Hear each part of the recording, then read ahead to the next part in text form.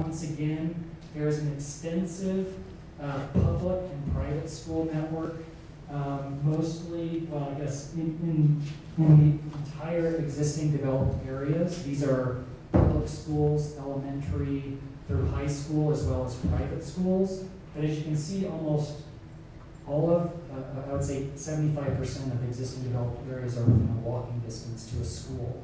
And so this begins to sort of inform our conversation about walkability once again in terms of reinforcing the walkability throughout Flagstaff. And then we talk about districts. These are the areas that are not currently walkable. And I should step back and say these are all work in progress. We want you to come up and either tell us or write on these maps if there's things we're missing, if there's a mistake. In particular, I know Roger even pointed out a handful of districts that weren't on this map, but it's areas like the airport. You know, we missed there's the industrial district around the airport. There's the industrial area between I-40 and Route 66, even the mall, the Flagstaff Mall. These are areas that are really sort of specialized areas that don't want to be, there's no intention to make them walkable or mixed use necessarily, that we need to understand where they're located, how people are getting to and from them, and how potentially they may need to expand in the future if that's part of the city's long-term plan.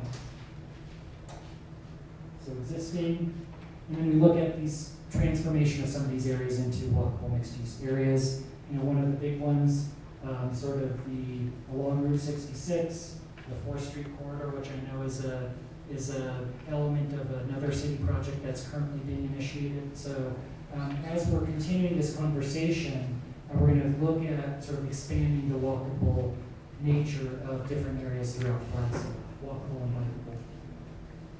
So the micro scale analysis, so we looked at the citywide scale, sort of that gave us an understanding of the overall framework of the city.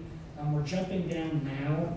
This trip is actually the kickoff of what we call the micro scale, where we're looking at the streets, the lots, the blocks, the buildings, and getting an understanding at that smaller scale of what it is that makes you Flagstaff unique. And we call it the DNA of the code. So because the information that we collect will ultimately it'll be filtered, but it'll make its way into the zoning code. And I just wanted to show, this is a picture of us out with the City of Livermore staff and citizens doing this exercise. We're going to be doing this tomorrow.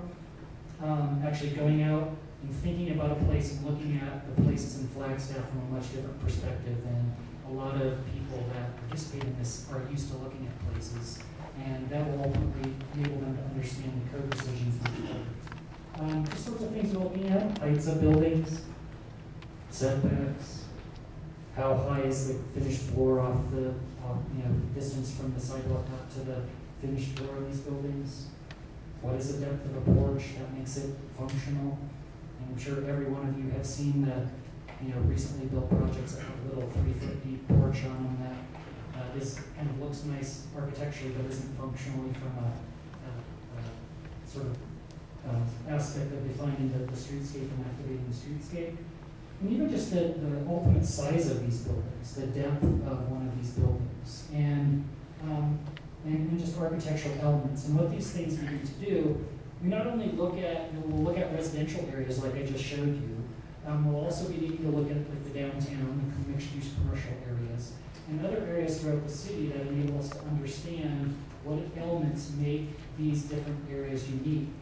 And I know all of you, if not 90% of you, are familiar with this urban to rural transect, and that information is going to be used to refine these transect zones from the most rural and natural condition to the most urban condition. And that's, in a way, that's very unique to Flagstaff.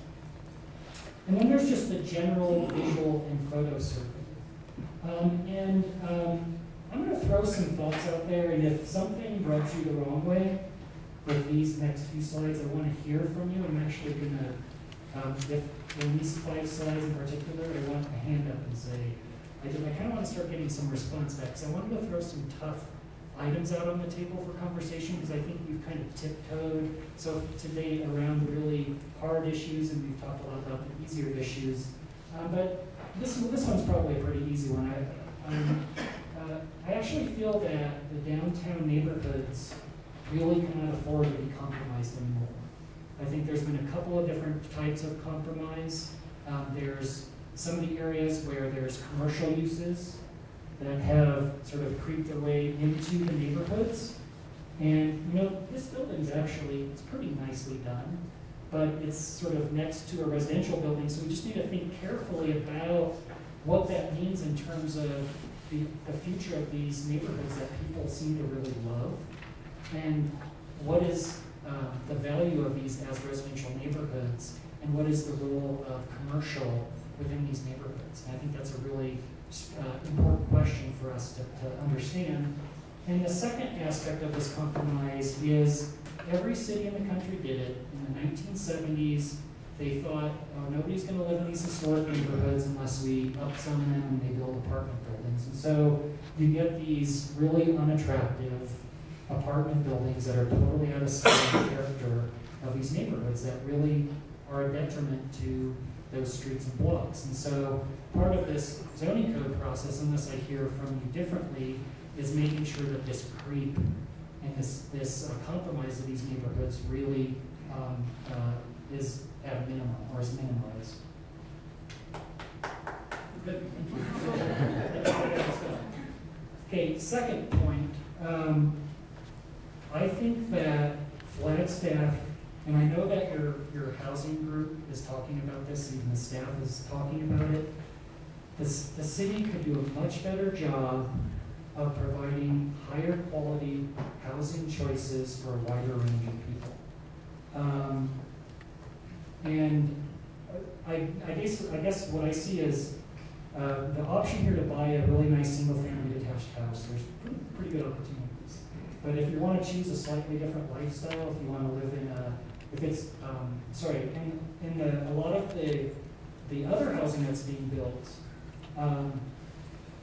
upper left-hand side, it's actually pretty nicely done. It's a recently built apartment building, but it's completely detached from any sort of what I call urban amenities within walking distance. And the primary reason people live in these places is because they can't afford to live somewhere else. The second they can afford to live somewhere else, they move somewhere else. And so I think Flagstaff in the zoning code process needs to think about what are some of those housing opportunities, really great townhouses, bungalow courts, live-work units that can be built in a